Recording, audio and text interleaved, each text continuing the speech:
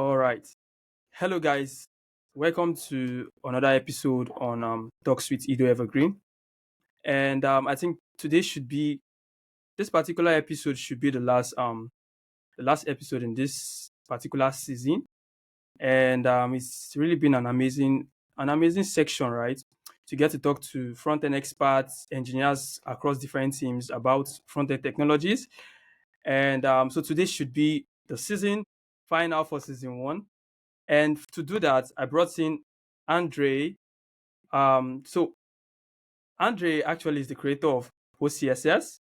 And so we're just going to talk about PostCSS and any other exciting project that is coming, open source project that's actually coming from Andrey. Hi, Andrey. Hi, thank you for calling me. Yeah, cool. So I think we could just quickly jump right into it without wasting much time. You just give us a quick introduction. I know what you do, I know who you are, but like there might be some audience they actually don't know you or they don't know Mhm. your work out there, which is kind of weird. But just give us a quick introduction of what you do, yeah, and who you are. Thank you. So I'm the creator of a few tools for CSS and front-end developers, very popular one.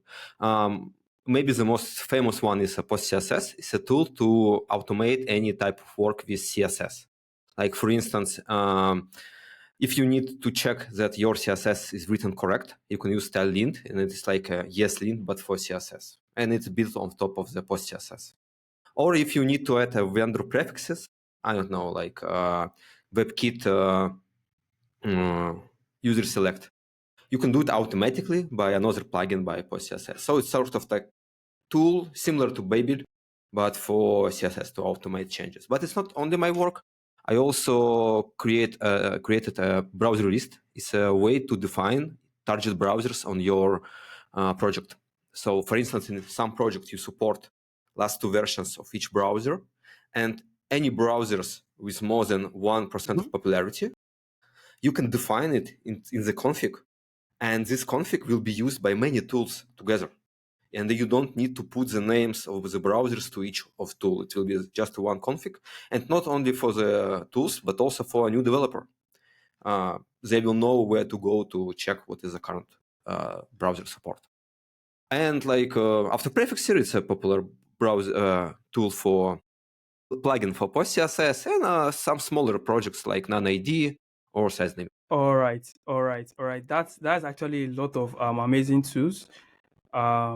Amazing tools you've gotten to work on the open source project. And this all of them are all open source, correct? Yes. Yeah. Cool. Yes, like I was a Amazing. big fan of open source even before I started to program. Like my first open source was in Wikipedia. I work in like a administrator in Wikipedia, helping resolving conflict, etc. But Wikipedia is like open source. It's the same idea of sharing the knowledge freely, like a community. Yeah, really. Correct. Amazing. So I think you've given us a good introduction of who you are and what you do. And so let's quickly just jump right into the conversation. So I think you already explained what PostCSS is, right? And I think it's mostly a collection of plugins, right? A collection of Yes. different plugins to write to assist your CSS development, or let's say, for example, to advance already existing CSS features, and which is pretty much amazing stuff. And this was founded in 2013, correct? Yeah, like too long ago. I don't remember the exact year. Okay, I had to like do a quick Google search, and I saw CSS has been around since like 2013, and I was like, whoa, Yes. even before the most like popular React JS. Wow, like that's amazing stuff. 2013, that's a very long time ago. Very long time ago. All right, cool. So and I think now I want to talk about the plugins, right? The plugins that are all available Mhm. in PostCSS, because we've talked about what PostCSS is and what the problem is trying to solve, right? Mhm. Or what it's trying to solve for us as some engineers. Okay, cool. So the ecosystem it comprises of a lot of plugins, right? Could you just share Mhm. us the benefits of these plugins. Yeah. Like there is many of them, so I will tell only my favorite one, but it's not uh, the best one. Uh-huh. So I mean, like there is no way to define the best plugin. Yes. The first plugin which I use in every project is Stylint. Stylint is a tool which have some rules and check your CSS according to these rules. For instance, if in your team you add two spaces indent, like in your CSS, it will check that you use spaces, not a tab. But it's a simple check.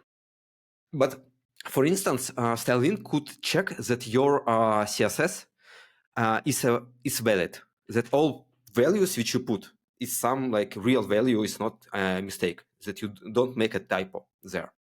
But it's not the most popular thing. My favorite one, my favorite way to use Stylint is to, you have a company, and in this company you have, I don't know, for instance, 20 developers.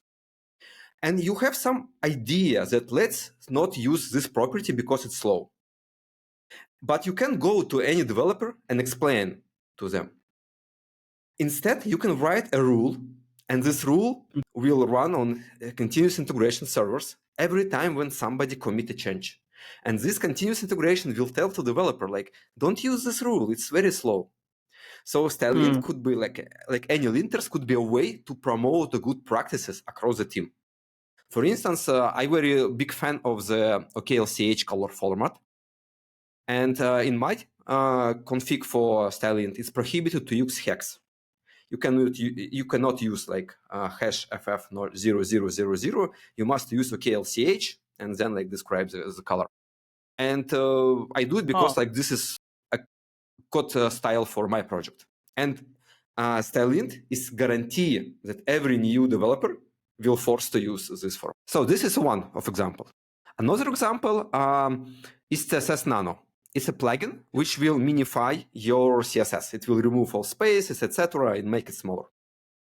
Third plugin is very interesting. It's Webpack itself.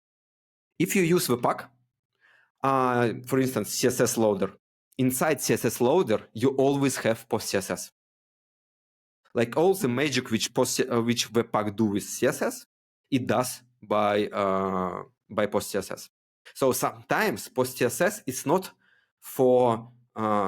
it's not used for some plugins, but some big tools like Webpack use PostCSS as a core. Or for instance, Tailwind also use PostCSS as a core. Because PostCSS is not only a system to run the plugins. It technically it's just a parser. Amazing. It only parse CSS into some objects which is easy to work with. And if you do anything with PostCSS, it's much easier to do it with anything with CSS. It's much easier to do it with PostCSS because PostCSS is very good parser. You were actually explaining the plugins, the kind of ones like you always enjoy using, and you mentioned a lot of stuff I actually want to talk about before we actually go to like the main question. First off, you mentioned CSS, right? It's mostly used like behind the scenes with Tailwind CSS. Okay. So so I think that was the first time I got to experience I actually know what post CSS was mostly when I started using like Tailwind like back in 2021 2020, right? And because in the documentation you're always required when you want to install Tailwind in your project, in your JavaScript project or whatever kind of project you want to style, always want to make use of post CSS behind the scene. So like post CSS has a lot of advantages and communities behind it. Because now you also mentioned that post CSS is really being used in the core of Webpack. It's amazing. All right. Amazing stuff. Amazing stuff. So I think you also mentioned, right, post CSS currently could be into maintenance mode or is already in the maintenance mode. Yes. So can you tell the audience so what exactly is behind the shifts and what does this mean for the future of post CSS? It means that we don't plan to add new features to PostCSS because right now PostCSS fit perfectly the case which we created it for. if we will do anything with like, right now we have a lot of plugins. And every time when we try to add anything to PostCSS, these plugins suffer. You need to rewrite the whole ecosystem if you change something inside PostCSS. So as a result, like there is two ways how we can like deal with the future of PostCSS. First way is to keep like as it, only fix bugs, only polish it a little, like improve performance, something simple. Another way is to completely rewrite it from scratch and like drop all plugins which will be needed to rewrite. I think like it's not a good idea to try to rewrite PostCSS. There is a much better projects which try to create a better PostCSS. For instance, there is a very good parser called CSS3. It's written in JavaScript. It's very good parser and validator. But the biggest one is Lightning CSS. It's In CSS. It's very similar tool with PostCSS. There is only two difference. First, it's written on Rust, and as a result of manual memory control, it's much more efficient in how fast it parses CSS. And second difference, in PostCSS you have only core, which the core does nothing. If you want anything, you need to add plugins. Yep. And as a result, every developer need to choose what plugin they want, etc. In Lightning CSS, they have some core features built in, and you need a plugin only to some rare specific features, which is not like popular one. I personally think that like Lightning CSS is like very good projects, and like if you are starting new projects, you should try to think to use it if it's possible for your case. It will be like much better, much simpler, much faster. Not simpler, unfortunately, but much faster to use Lightning CSS. Yeah, and like we could rewrite PostCSS to Rust as well, but for what reasons? Anyway, like if we will do it, like people need to rewrite any plugins. So we decided that for us, like open source is not a competition, because open source is a free work. And if somebody creates something which is better than you, it's not like end of the world. It's opposite. You're finally free. Because your users will go to that projects and stop to bothering you with issues, etc., etc. So like it's not a big problem that there is a much better project, and I highly recommend to try it and to think does it fit your case or not. It's not ideal. There is a lot of things which we need to improve in Lightning CSS, but I know the developer. I believe the project is in the good hands. All right, cool. Yeah, so like I think that was gonna be my next question, right? So since PostCSS is gonna go into like maintenance mode in future, and like you guys are not gonna be adding new features or accepting any pull requests, or it's just gonna be we accept it's just gonna be permanent too. It will not be so maintained mode. We of course accept pull requests because people want to fix something related, but like we don't want to add new big features which could break API. We only accept some small features which people need, but in reality people don't need new features because like it's a 10 years project. We mostly add any features which was needed for exact this case of task. So like we can accept small features without breaking changes. We can accept pull requests with fixes, etc., etc. So the project will live. We will release new features. We will fix issues with, for instance, new Node.js versions. We just will not like do revolutions. It will be how to say like old stable project like working any banks, something like this. All right. Okay. So that makes a lot of sense right now. Okay. So it's going into maintenance mode. But you guys are still gonna accept some little pull requests or little fixes, and definitely no plan of maybe rewriting it because, like you said, there are other tools out there doing similar stuff, and they are using they are doing it more in a more faster approach compared to the way PostCSS was written back then. Amazing, cool. So now, I actually want to talk about the early days of PostCSS. So right now, I think you mentioned like it's been around for like 10 years. What was the early days of PostCSS like? what was the idea? I think this should have been the initial question, but Mm-hmm. I just wanted to just jump, let people understand the tool first before we even go back Mm-hmm. to start talking about the early days of post CSS. So what was the Yes. idea around it? What problem came up then? Like what was the idea around this Mm-hmm. amazing tool? So like initially, I wrote after prefixer. It was written before PostCSS because it used different framework which called rework. Rework was a very similar tool, similar to PostCSS. It was a plugin CSS architecture written by TJ Halavachuk, a very good project. But in some moment, after prefixer started to become bigger and bigger, and I started to ask some features from rework, and unfortunately, they could not like satisfy my needs. They don't want to add these features. They want a very simple project. And as a result, I decided that I need my own framework, which will like be more flexible and will do like a complete like we'll have a different architecture.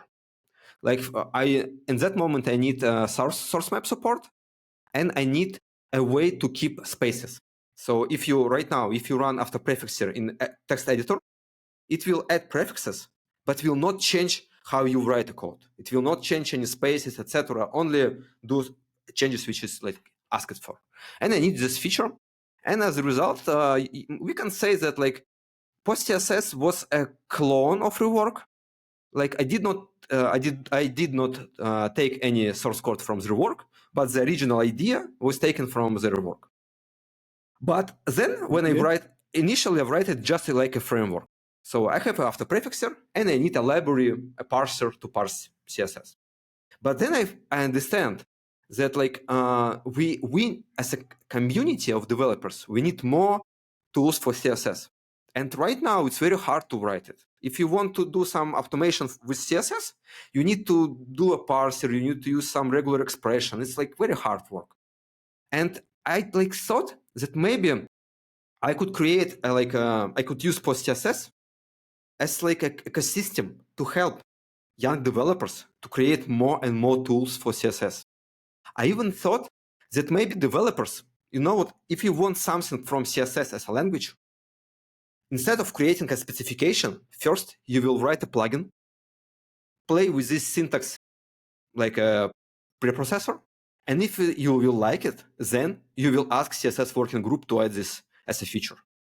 So like PostCSS, initially the idea was like to improve diversity of CSS tools, to have more and more CSS tools in reality.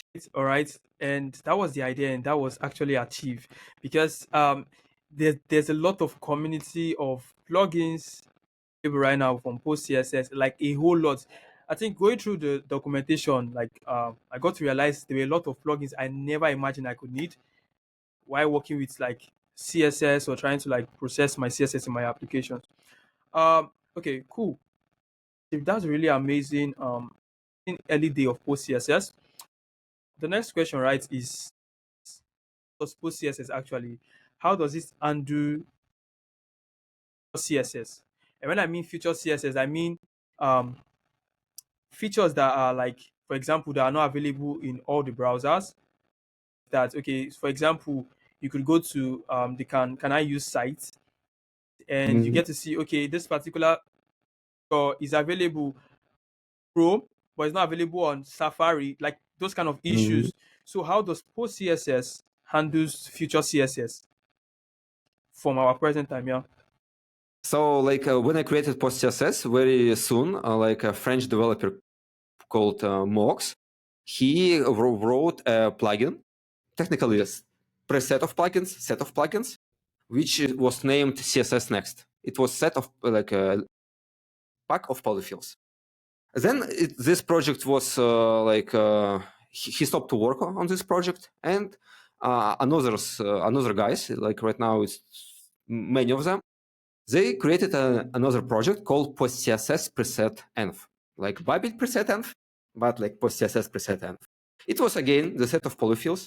Right now, this plugin is very well supported, and like they for any feature, new feature, they try to write polyfill. If it's possible to polyfill it, they will write some small PostCSS plugin, which will convert new syntax to old syntax, and so you will be able to use it. it's really a good tool because these are a very new, cool ideas in CSS, which like sometimes you need to wait until you can use it.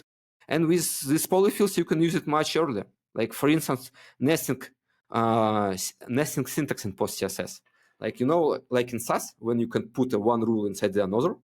I don't know, like a like link, and then like hover inside the link rule. Right now you can do it with CSS, but a lot of developers already already did it because they use PostCSS like a polyfill for this feature. Amazing. So I think what you just mentioned right now, right, kind of took me back to um when I do write SAS SCSS. So like what you say now is actually we have access to that particular feature with like vanilla CSS, right? Mm-hmm. Yes, Amazing, yes. amazing stuff, as amazing But stuff. Because unfortunately, right now we can use mixins. Like from SAS, we don't have two things. First, we don't have mixins. And second thing, we don't have variables inside media queries. So you can use CSS custom properties, but they that's can be correct. used only in declarations, not in the media queries. And so this is why sometimes I use a different PostCSS plugin called PostCSS Mixin. And this That's plugin it. just add mixins like SAS, like mixins to PostCSS. It's not official. It's not a polyfill. There is no like specification for it. It's just a hack. A cool. That's a very cool hack. Amazing stuff. Now thinking about the architecture. That's the right word. The architecture of how PostCSS is being used right now. Because I think you mentioned PostCSS actually on its own can't really do much. Mhm. You need a plugin to enable PostCSS to do magic. So now I'm thinking about it. So example, let's say we take a plugin, right? And we feed it some CSS and it converts it to JavaScript. Then taking in the JavaScript maybe as an object or whatever, then do some Mhm. manipulations to the data or to the CSS, maybe add some like auto prefixes, right? Add some prefixes Mhm. for more maybe WebKit or other browsers like to what's the word now? To support more browsers or maybe Mhm. support like for example Internet Explorer, which is like past few like browser stuff like that. Does it work? I just try to explain like what I'm just thinking in my head, right? How it works. Yes. But like hear from the creator, how does it really work behind the scene? How does it take in the test and convert it? Yeah. So, like in some moment in our like 10 years ago, there was some movement. Many people like found an idea that we should have a parser which will parse anything to like it called abstract syntax tree. It's like a set of objects in form of tree. Then we can do anything with this tree, and then we just render a string from it. And this idea is not only for PostCSS. We have a Bible for JavaScript. We have CSS for PostCSS for CSS, but also we have a Remark. Remark is a similar tool, but for Markdown. Or like we also have a similar tool for HTML and for the text. Just English text can be parsed in the same tree and do like magic with that. So like we have many tools which like work with this idea. Initially, like, the architecture of it is very simple. It's just a parser. So it starts like you have a string of CSS, and PostCSS just read every symbol and create a tree. There is no magic. The code of PostCSS is very simple. You can go to the repository and check like lib/tokenizer, lib/parser, and it will be all. So, but the cool thing that in PostCSS, it could parse not only CSS. It could be used to parse SAS. It could be used to parse CSS in JS. So, for instance, if you have a React file with, I don't know, like AstroTurf or some CSS and JS libraries, you can use any PostCSS plugin for that file. For instance, you can use StyleLint to to check the CSS, because the parsers in PostCSS can be changeable, and you can put different type of parsers. Amazing stuff. So I'm thinking about it right now. I really like to create in try to create my own plugin with PostCSS and get to like Yeah, play around with this code. It sounds very amazing. And we have a very good guide on our website how to write uh-huh. plugins, and this guide has all links that you need. For instance, there is a special website, Playground, to check that abstract syntax tree, which will be like parsed. By the way, the funny part that many projects, they don't use, public plugins. A lot of projects, they write custom plugins specifically for their needs. For instance, in my project, I have about 4 custom plugins only for the need of my project. For instance, one plugin is fixing the one issue with Svelte. Another plugin fixing the problem with how Svelte minifies the data, like it's reverted. Another plugin automatically check that I use all declared CSS custom properties. So if I will declare some properties, for instance, like, I don't know, a red color, and then I forgot to use it, this plugin will tell me like, look, you forget to use this color.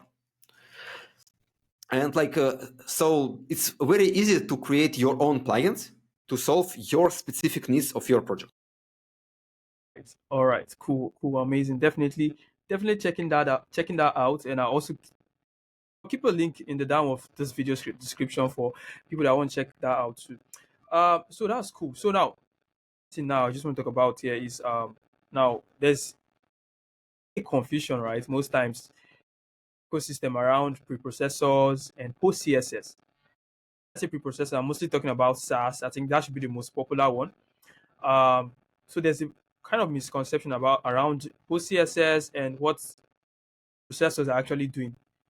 So can you just give us a broad understanding? Because to me, I know they do different things. They are not the same thing compared to like post CSS. So like give us a brief differences between those two different kind of like structures in CSS. Yeah. So preprocessor is like a different language. So SAS is a different language which you use to write your CSS. But the main problem is that in SAS, you can't do anything with source code. You can write mixin, you can define a variable, you can do some logic inside the CSS, but you cannot parse it to the tree and run some JavaScript to change it. You can do only features which is built into the language. This is why you can't automatically add any polyfills to some properties. You need to use mixin explicitly any type you need to add some features. PostCSS and Rework and the other projects, they go different approach. So instead of suggesting a language, we instead give you an API to do anything that you want with JavaScript with this source code. And this is why it's much more flexible. Terms, if you talk about preprocessor, postprocessor, this is not very important question. The main difference that in PostCSS, you write CSS. It's not a different language. Mm-hmm. But funny part, if you want, you can write a plugins which will do everything which SAS could.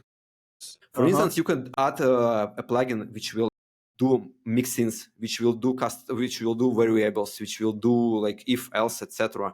So if you want, you can do a preprocessor on top of PostCSS, but right now it's not very popular, so I am not recommending it. Because we have a lot of features right now in CSS. We don't need some special language. Maybe only mixins. Maybe we need mixins, and only in some projects, not everywhere. Okay. So I think mixing should be to CSS very soon in the future. Absolutely. And the team at CSS should working towards that. Amazing stuff. Talked about a lot of stuff about post CSS, and it's been really an amazing conversation about post CSS. And I think there's a lot of information here for people that are listening to this, people that get to watch this particular episode, which is the season final. So if you're getting to start PostCSS again. Right? If there's any chance, team might want to get to like maybe rewrite this in a different language because of speed and optimization or whatever, Mhm. right? What will you do differently? With all the years of experience, what will you do differently this time? So the first change, like the idea that like people just choose whatever they want, it didn't work. We definitely need some, some default solution and plugins which you add or remove if you need something different. Like there is a very good rule which I learned in Ruby on Rails that if like people who do popular thing need to do it much easier than people who need some very specific task.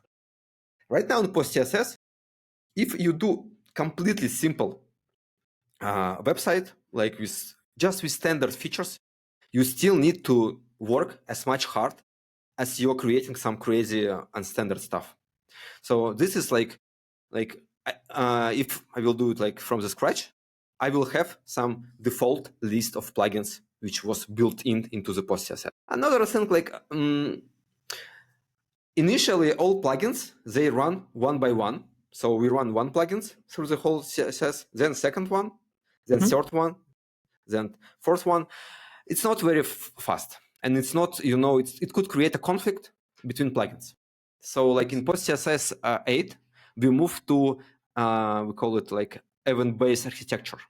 That like you have a plugins and they like define listeners. Like every time when I will have CSS declaration, please call me, or like CSS rules or CSS add rules. And then PostCSS go through the CSS only ons and calling all these plugins. I think it's much better architecture, and like we should use it from the scratch. That's all. I personally think that like PostCSS is very like it fits the needs very well. We don't need to change anything. This is why it's right now in the maintenance phase. Like at that moment, it was impossible to write it on another language because like the cool part of PostCSS that everyone can write a plugin. If you use a Rust or some different language, especially at that time, it was impossible to write JavaScript plugins for, I don't know, C. It was like almost impossible to do. Right now we have a lot of like tools to pass values between a C code and a JavaScript code. It's much easier, but still, like with PostCSS, you can just go into the source code of PostCSS and read it. It's much easier to JavaScript developer to write a JavaScript plugin. So like, I will not rewrite it from another language. Like, funny part, like Lightning CSS is faster than PostCSS, not because of the language. It's faster because of how it works with memory. Because there is another project called CSS3. Yeah, it's like a similar project like PostCSS, but it's written on JavaScript, and it has similar performance with Lightning CSS. Okay. It happens because like it was written very cleverly. Like right now in PostCSS parse CSS, we create and destroy objects, and so garbage collector need to be called to clean the memory, and then we start to fill it again. Then a garbage collector will run it again. But in CSS3, the creator is very smart guy, Roma Dvornov. I would definitely think like he's one of like people should call him on podcast much more often. Anyway, so he create in memory a few structures, and when he parse CSS, he don't create any new objects. It put a data only into these structures and reuse it again and again.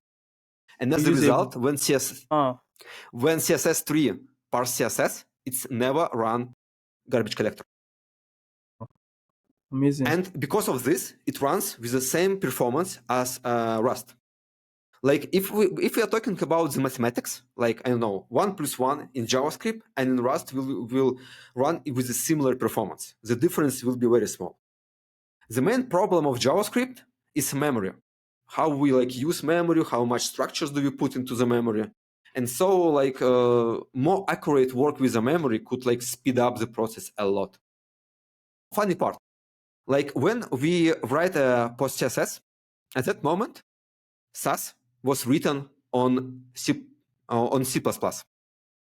But we was 4 times faster than SAS, even if it was written on JavaScript.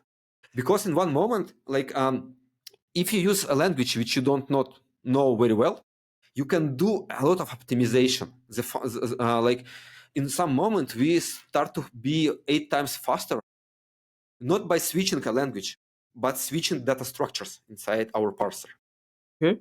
So language is not like it's not always reasons why some program is faster. Like C++ is very fast language, but SAS was 4 times slower at that moment. Right now it's 2 times slower, but still it's 2 times slower than PostCSS, even if it's written on C++. Okay. So it's more around the memory allocation and the garbage collection and stuff. Okay. Amazing. So we've talked about CSS, and post-CSS. And so currently post-CSS is going to maintenance mode, or is currently in maintenance mode. So what exciting project are you working on right now on the open source space? Can you just give us Yeah, a brief introduction of that, what you're currently working on? You won't be I like. focusing on post-CSS, yeah? Yes, I like put PostCSS to the maintenance mode because I want to move to new projects. Like right now, my main passion is local first. And I created my own sync engine called Logux, but like from the scratch. What's the idea?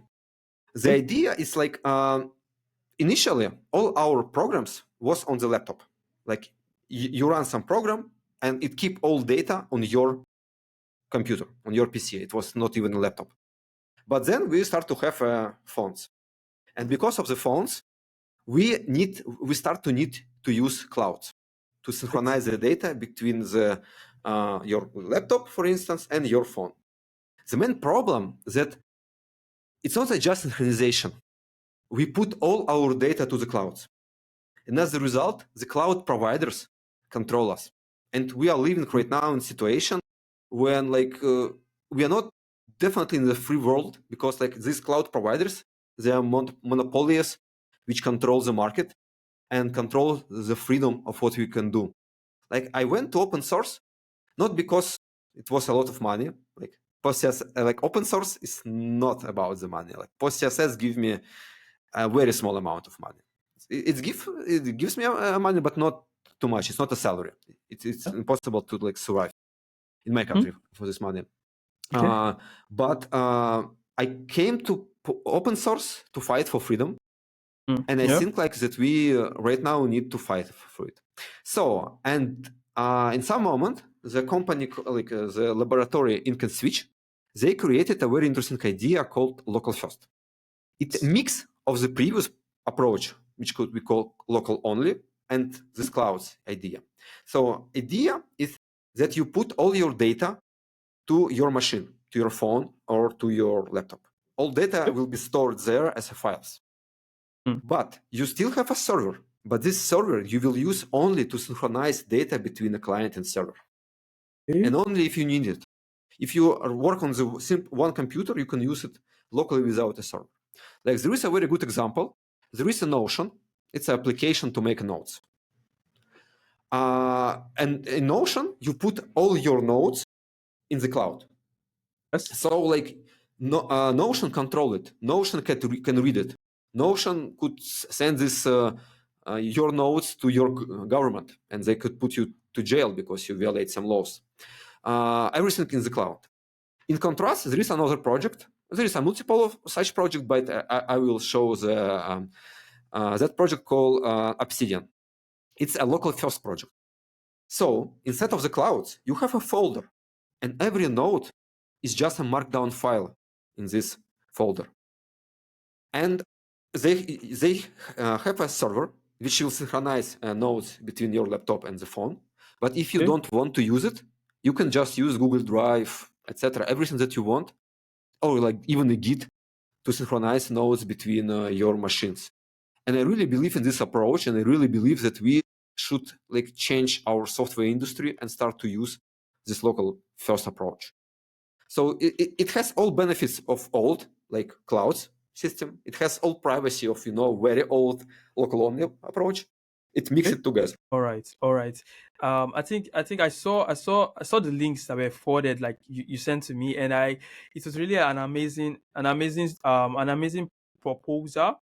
And there's already libraries existing, like trying to solve these particular issues, even in the JavaScript ecosystem, right? Which is the one you just mentioned, the Logux. Is that how they pronounce it? Yes, Logux? yes. Logux, yeah. Cool. So now I think question I have about this now, I think you mentioned it, but I just want to ask again. So who actually owns the server at this point? Since we are not gonna be like we we're not gonna be using a scenario, right? Where you're not gonna be using, for example, this big the big tech cloud companies or providers, right?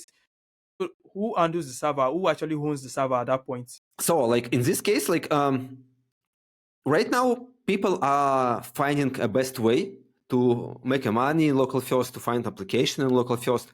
Most of applications, local first applications, they own a server. So they like buy it from AWS, etc. But the fact that they own a server doesn't mean that they have access to the data, because not for all applications, but for many of them, when you use their server to synchronize the data will be encrypted before sending to the server. So right now there is two approaches. First approach, when like the application has only one server to synchronize the data, only from the developers. Second approach, when there is a server from the developers, but it's not the only solutions. You can use any like storage provider which you want, Google Drive, Okay. Nextcloud, etc., everything that you want. Right now, it's not so easy to build any application for the second case, to use storage providers. Okay. Because the main problem that to synchronize the data, you need a very specific technology which called CRDT. So let me explain. So, Right. for instance, you have a notes application, and like there is no internet. For instance, you are in the, I don't know, bad internet conditions, and you change the document on your laptop.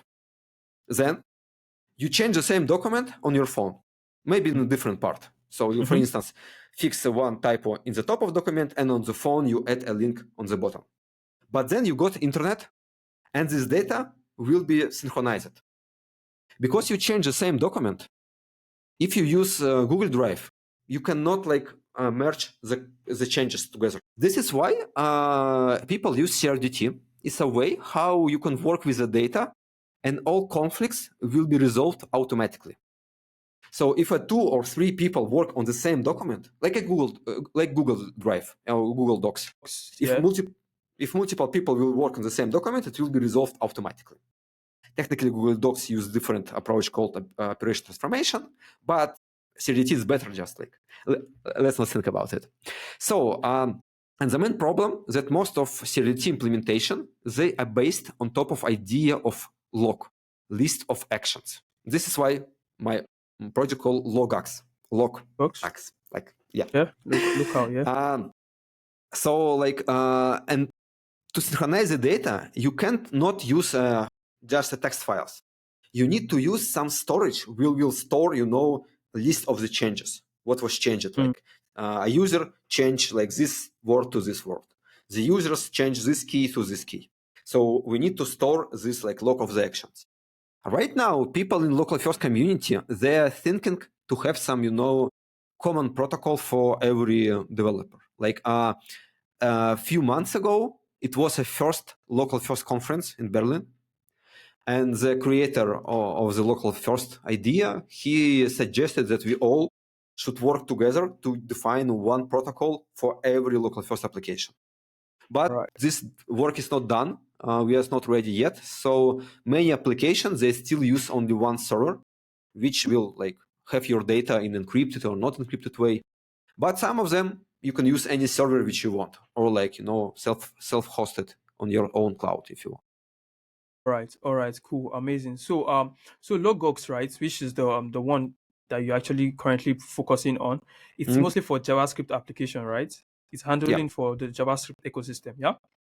The funny part that I'm not focusing on the Logux itself, because like right now I like focusing more on application, not a framework. My current passion is to create a new way to consume social media, like a different way to consume social media, news, etc. Because like what we have in Twitter, in Instagram, they was created by big companies to to hurt us, to create a fake vision of the reality when we will feel aggression. They push us to the conflict? They push us to arguing with other people, because if we have aggressive emotions, we'll spend more time in their application and they show more advertisement for us. This is why they it's like addictive. Like they by reasons they create social media addictive. And my current idea is to create a different reader, I call it slow reader, which will like download your social media and present it to you in a way which will help you to spend more time on something more meaningful, something more deeper, something more slower. But during the development of this tool, I use local first, because like social media is your privacy. It's better to have data encrypted. And like to write this application, I created my own framework, but it's only a tool to create this application. Okay. Amazing stuff. This really packed with a lot of like amazing information. Cool. So just one question I just want to ask about Logux. So how does he actually save the data on for example on my smartphone, right? How does he actually save it on my smartphone? What kind of, I don't know, web storage, or what kind of like approach are you guys actually using to handle the storage? So like the Logux is very flexible solution, and you can change how it will store the data. It's like a special adapters. Well, the files of course use memory, but for the client side, it has an adapter which use indexed database, indexed DB, Amazing. to put a logs there. But it's not the perfect solution. I want to create a next version which will use a very interesting project called PGLite. So maybe PGLite, maybe SQLite was. So it's a cool idea. Right now, there is a way to write Postgres SQL server database or SQLite database inside the browser. It uses WASM as a way to compile C++ code of SQLite into the JavaScript file, which you can use into your browser. Then these tools, they use it like right now. There is not the best approach. There is two approaches. First approach, it will use indexed database to store the pages of database. And second approach, there is API, file system API in all browsers right now. With this API, browser will create a specially private folder, especially for your website. And your JavaScript can create any files in this folder. And so PGLite, Postgres, like in the browser, or SQLite, will use this API to put their database inside the file system. And as a result, you will have a very fast database. And so next version of Logux, it will use this approach to like use a real good Postgres database on your inside your browser. Or like if you're on the mobile, it will use React SQLite and React Native to like store your data. All right. Amazing. Like, I think when I heard progress inside your, like, directly in your browser, and that actually caught my attention. I was like, amazing. Yeah. Amazing stuff. The funny part about SQLite is that like you can use indexed database to store SQLite data. But inside the Firefox, indexed database is just a wrapper on top of SQLite. So when you use SQLite WASM, you put SQLite inside SQLite. SQLite, yeah. but it's still fast enough. Amazing stuff. So I think we've talked about a whole lot of stuff on this call, and it's really been an amazing conversation with you, Andrey. We've talked about PostCSS, talked about the early days of PostCSS. We've talked about PostCSS going into maintenance mode, what to expect, and how it's really changing, like not changing, like it changed the whole surface of CSS. It actually changed. PostCSS changed the way we write CSS, the way we consume CSS, and it's a really amazing tool out there. And we also got to Okay. talk about Logux. Yeah, you're welcome. We also got to talk about Logux, which is local first software, which is amazing, which is really, really, it sounds like a very, very amazing tool. And I think I went through the documentation. I also put a link for people that want to check it out too. It's really amazing. That has a really amazing concept, and it's coming to the JavaScript ecosystem. This is really, really amazing. Um, so I think we've really come to the end of this conversation, right? We've come to the end of this conversation, and I don't really want to take much any of your time again for this. So just one last word I want you to put out there for people, right, that are thinking on creating tools like this that could be inspired, or that mostly, right, mostly these tools are being inspired by problems, right? So a particular problem exists and you're being inspired, okay, I want to fix this particular problem. Okay, can I work on this particular library, this tool and stuff? So what do you have to say to like other developers, for example, developers that are just starting out, that are seeing themselves to they are seeing to themselves to become maybe mostly focused on dev tools, right? You Mhm. have to say to them, how do you think they should approach their career, because you're a very experienced person in such field? So an advice from you is really going to go a long way for such developers. Yeah. I can recommend them to not focus on big communities. For instance, in React, there is so many developers, there is so many people that it's impossible to find your own place. Mm. It's much better to focus on some small communities when there is less people, but all these people try to help you. Because in PostCSS, it's like living in a big city when nobody care about you, and it's very easy to become nothing. But if you inside small community, this community will see you, it will help you, it will give you motivation. Mm. And sometimes less is more. Sometimes smaller community is much better. Like I really start to be happy as a developer when I moved to Ruby on Rails community, and years ago, like 10 years ago, because it was so small community and it was really welcome. Right now there is a very good Svelte community. Right now there is a very good local first community, and Mm. this community could really help you, could really highlight your work, give you good advice. Like in small community, it's very easy to speak with the leader of community, and and he will give you real help, because there is no such a lot of people there, like, so everyone hates each other. So I think this Yeah. is my best advice. All right. That's a really, really good stuff. Good advice from you, Andre. So get to focus on little communities where your work is gotten to be highlighted and appreciated, and amazing, amazing, amazing advice from you. Yeah. So I think we've come to the end of this particular conversation. Like this should be the end of this conversation. No more questions. And thank you guys for listening to this point. If you're still on this particular episode, and so like I said before we started this conversation, should be the last episode. I think this should be episode 5, of like bringing different engineers to come talk about different tools on the front end and software general, like on the software space, and especially on the front end, right?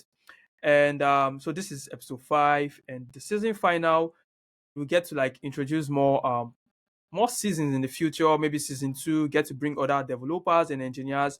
And yeah, so this is the season final. And yeah, I think that's it. Thank you, Andre, for coming on the call, and thank you for taking our time. I really appreciate it. See you around. Thank you for the question. Thank you for having me. Have a good day. Bye.